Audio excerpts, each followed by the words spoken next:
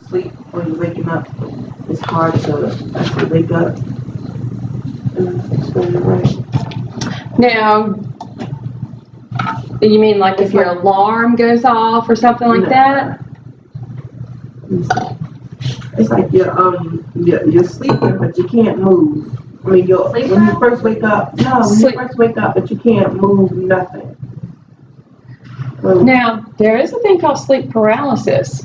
Yeah, it's sort of like that, because it's like you're awake, but you can't move. Awake, but you can't move anything. Yeah, it's scary. It is, as it should be. Sleep paralysis is the name for it. It's something that you definitely want to do some research on. I have a cousin that has it, and of course, I've had to do the research for him, and because they didn't understand it, that sort of thing, so that I could explain it to them. But it is a very true thing that can happen. Yeah. Now, the nervous system, we're going to see that there's universal properties. So whether we think about the peripheral nervous system or the central nervous system, the component is going to be a nerve cell. Not all the nerve cells, however, look alike. But the ones that we have that, the huge majority of, that's the shape that we're going to look at for nerve cell. But just remember, this isn't the only shape, okay? And this is termed a neuron, okay? Now, look at what can happen. They can be excitable. They can be conductive, meaning we got the electricity again.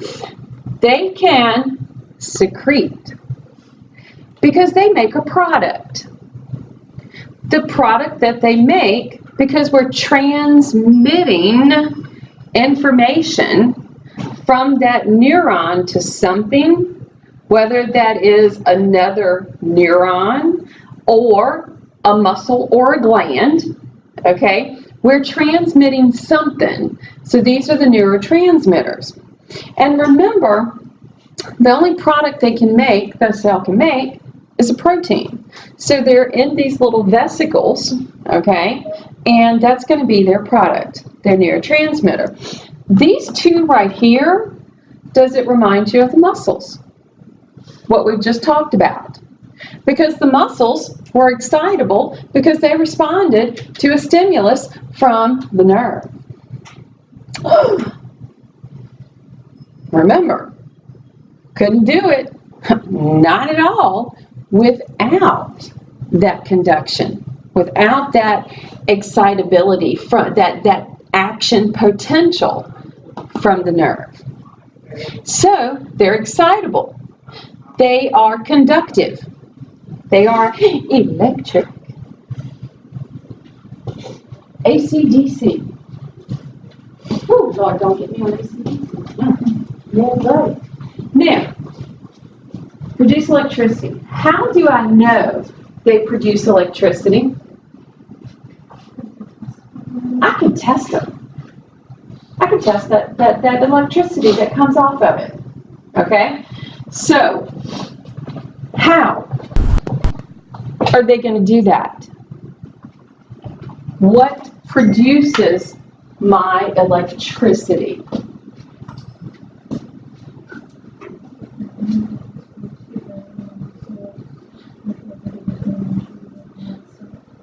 Well, this is how we can test it. Okay, that's how we can test it. What is it that is producing that potential? What is it that's giving me positives and negatives? My ions. I like it that chemists get to say keep an eye on chemistry and spell it ion. So, as we look at the neurons, we can classify our neurons based on what is their function, what's their structure. Now remember, we're for the most part going to look at the one that's most numerous, okay? But we've got other structures that exist. Just remember that. Now, if we look at these structures, we're going to be focusing on the one that's kind of multipolar, all right? But we also have what we term bipolar, and then one that's kind of pseudo-unipolar. But when we begin to look past this one into these most likely are part of our special senses. Now, what do I mean by special senses?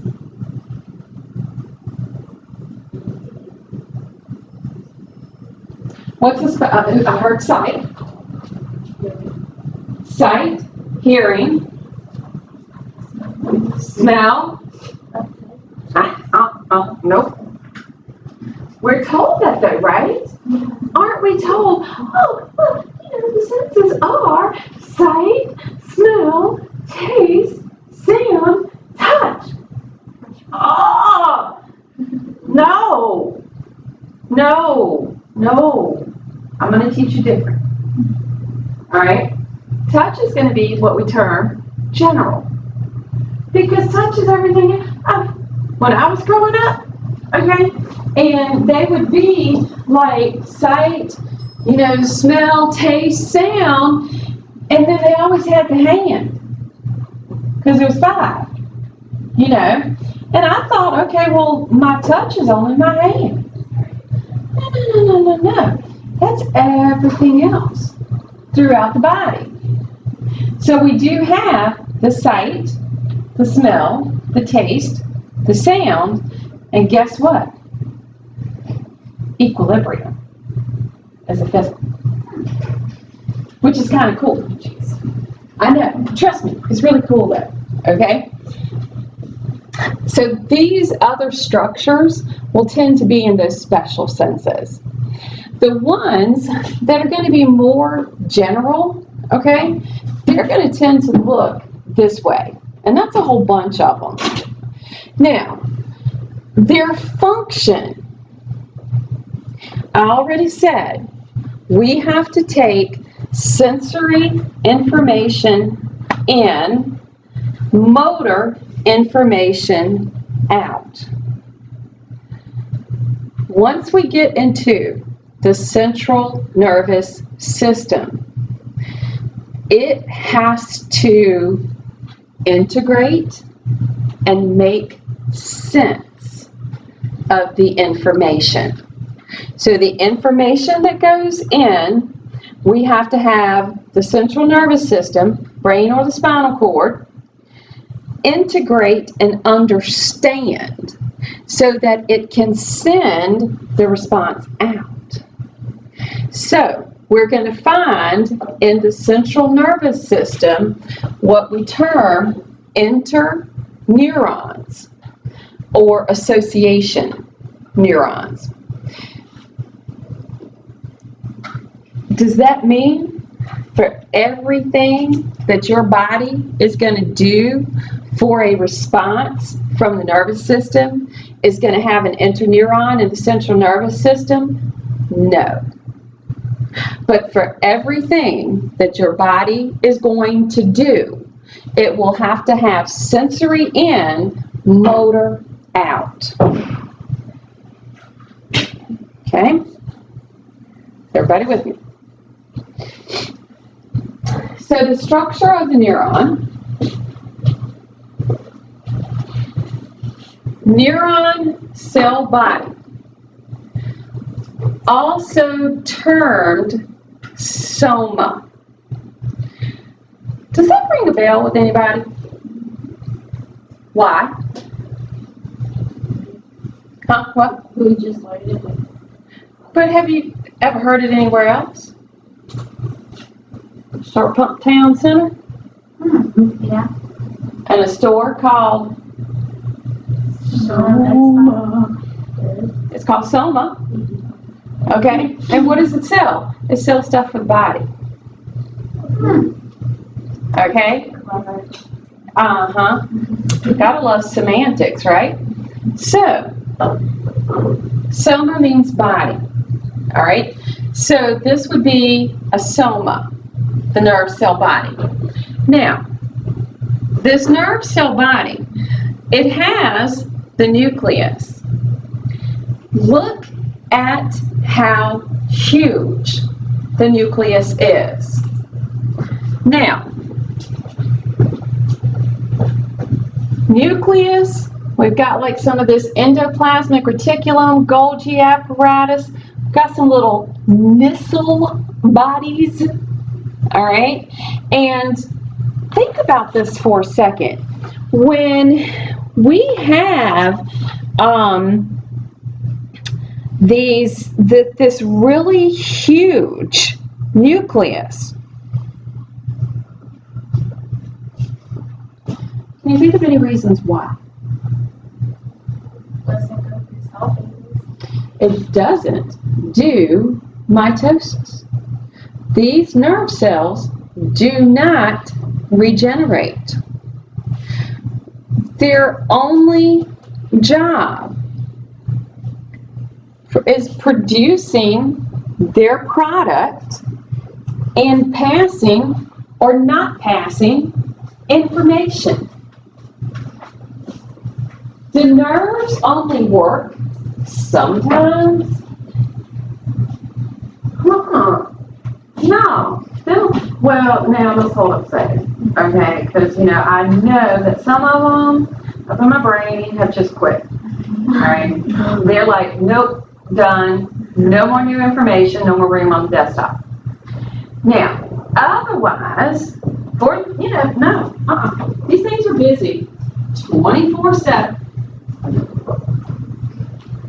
24/7.